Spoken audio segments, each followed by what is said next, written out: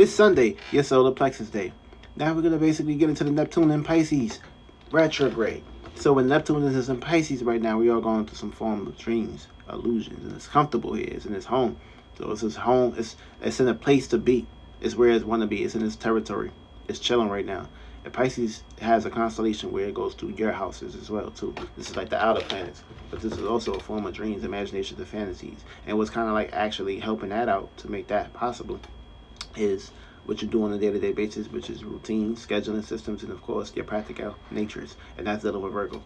So that's gonna kind of like be the one that's opposing, even though we got the moon in Virgo at the moment. So we're gonna be pretty much the moon need us to be feeling comfortable if reacting and responding towards natures of dealing with ground to earth, down to earth, practicality, consistency, organizations, skills, details, and of course practicality is key.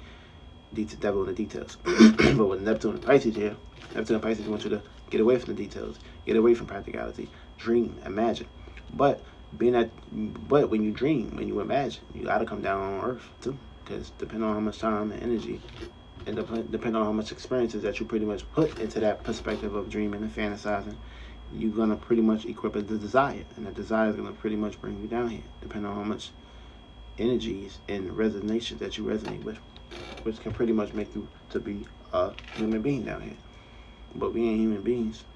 Now, when we're talking about Neptune and Pisces, you guys are going to be basically dealing with some past dreams, fantasies, and illusions, past spiritual systems, or past desires, or past sensitive natures when it comes to your imagination, when it comes to your way of dealing with the spiritual natures.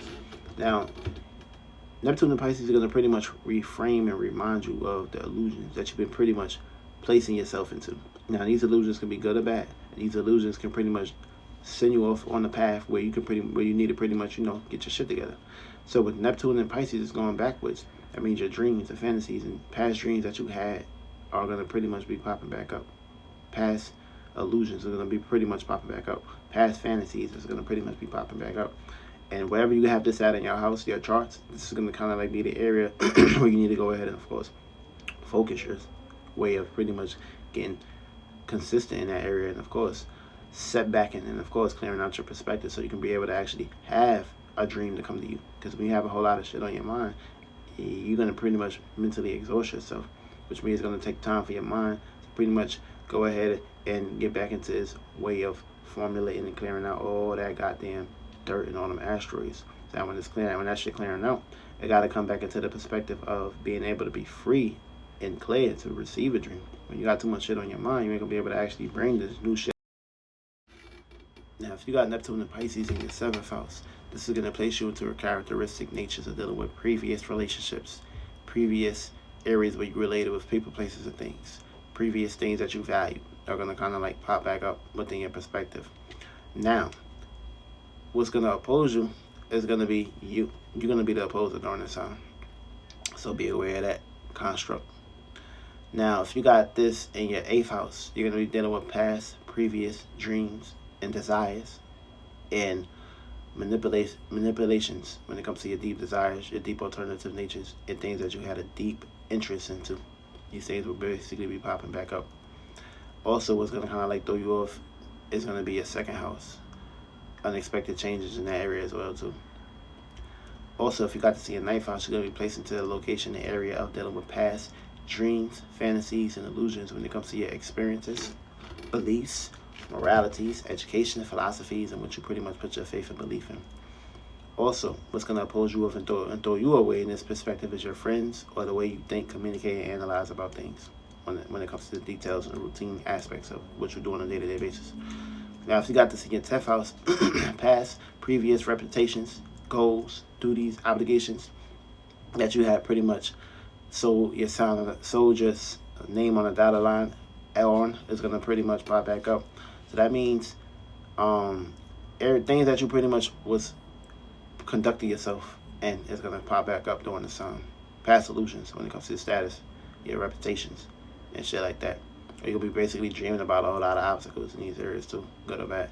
What's going to kind of like throw you off during this time is going to be your home family. That's what's going to be the opposites. Or your private nature. Or things that make you feel comfortable is going to make you feel uncomfortable within your own. So make sure you pretty much Make sure you take care of your home. Plant good seeds during this time. So when that phase do come, you ain't gotta worry too much. If you got this in your 11th house, you're gonna be placed into a predicament of dealing with past, previous associations, friends, groups, organizations, gangs, and stuff of that perspective for me, or things that you kind of like had a connection with, things that you dealt with.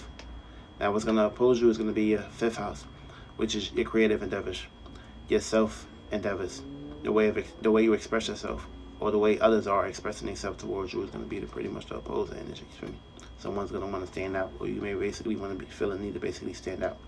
And last but not least, your 12th house. You're going to be pretty much dealing with some past, previous dreams, which can be dealing with ghosts, enemies, demons, angels, devils, daredevils, and stuff like that of that nature.